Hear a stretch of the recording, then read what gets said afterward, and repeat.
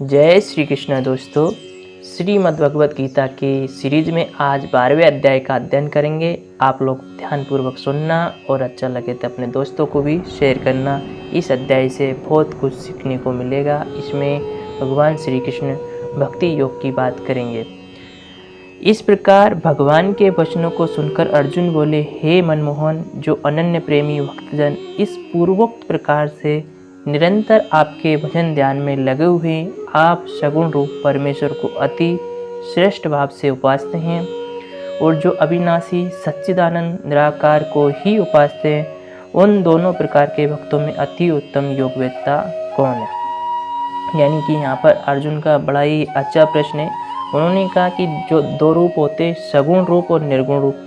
सगुण रूप ऐसा जिसमें भगवान को साक्षात मूर्ति रूप में या फोटो के रूप में जो अपन पूजा करते हैं, सगुण रूप। और निर्गुण रूप में ये कि जिसके भगवान का ना कोई रूप है ना कोई आकृति है, बिल्कुल निर्गुण निराकार पर ब्रह्मा की जो पूजा करते हैं वो निर्गुण भक्ति है। तो इसमें कौन सी उत्तम है, ये अर्जुन ने प्रश्न किया। इस प्रकार अर्जुन के पूछने पर श्री कृष्ण भगवान बोले, हे अर्जुन, मेरे में मन को एकाग्र कर निरंतर मेरे भजन ध्यान में लघु है जो भक्तजन अति श्रेष्ठ श्रद्धा से युक्त हुए मुझ सगुण रूप परमेश्वर को बसते हैं, वे मेरे को योगियों में भी अति उत्तम योगी मान्य हैं। अर्थात उनको मैं अति श्रेष्ठ मानता हूँ।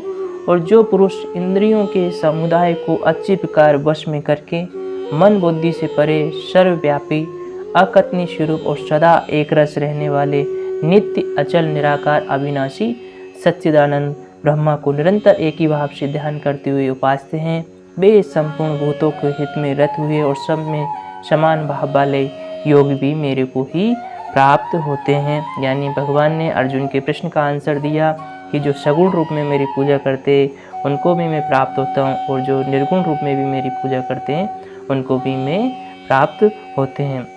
किंतु इन दोनों सच्चिदानंद निराकार ब्रह्म में आसक्त हुए चित्त वाले पुरुषों के साधन में क्लेश अर्थात परिश्रम विशेष है, क्योंकि देहाभिमानियों से अव्यक्त विषय गति दुखपूर्वक प्राप्त की जाती है। अर्थात जब तक शरीर में अभिमान रहता है तब तक शुद्ध सच्चिदानंद निराकार ब्रह्मा में स्थित होना कठिन है। और जो मेरे परायण हुए भक्तजन संपूर्ण कर्मों को मेरे में ही अर्पण करके मुझ सगुण रूप परमेश्वर को ही तेल धाधरा के सदृश अनन्य ध्यान योग से निरंतर चिंतन करते हुए बसते हैं, हे अर्जुन, उन मेरे में चित्त को लगाने वाले प्रेमी भक्तों का मैं शीघ्र ही मृत्यु रूप संसार समुद्र से उद्धार करने वाला होता हूँ। इसलिए हे अर्जुन, तू मेरे में मन को लगा और मेरे में ही बुद्धि को लगा, इसके उपरांत तू मेरे में ही निवास करेगा, अर्थात मेरे को ही प्राप्त होगा। इसमें कुछ भी संशय नहीं है। यदि तू मन को मेरे में अचल स्थापन करने के लिए समर्थ नहीं है तो हे अर्जुन, अभ्यास रूप योग के द्वारा मेरे को प्राप्त होने के लिए इच्छा कर। यदि तू ऊपर कहे हुए अभ्यास में भी असमर्थ है तो केवल मेरे लिए कर्म करने को ही परायण हो। इस प्रकार मेरे अर्थ को कर्म को करता हुआ भी मेरी प्राप्ति सिद्धि को ही प्राप्त होगा।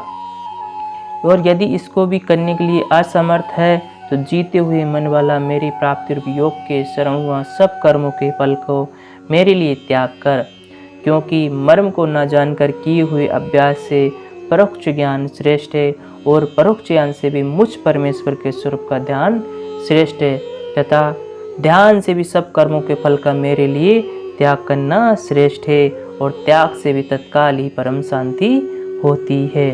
इस प्रकार शांति को प्राप्त हुआ जो पुरुष सब भूतों में द्वेष भाव से रहित एवं स्वार्थ रहित, सबका प्रेमी और हेतु रहित, दयालु तथा ममता से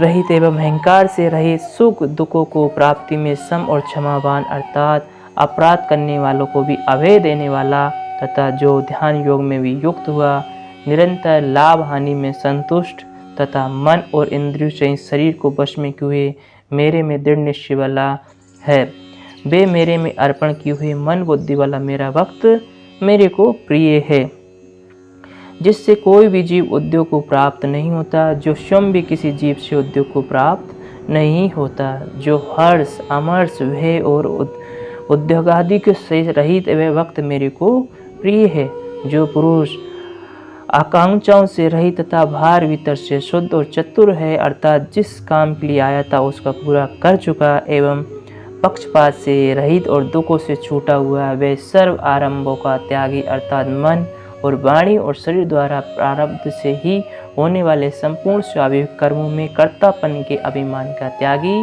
मेरा भक्त मेरे को प्रिय है। जो न कभी हर्षित होता है, न द्वेष करता, न सोच करता, न कामना करता, तथा जो शुभ और अशुभ संपूर्ण कर्मों के फल का त्यागी है, वे भक्ति युक्त पुरुष मेरे को प्रिय है।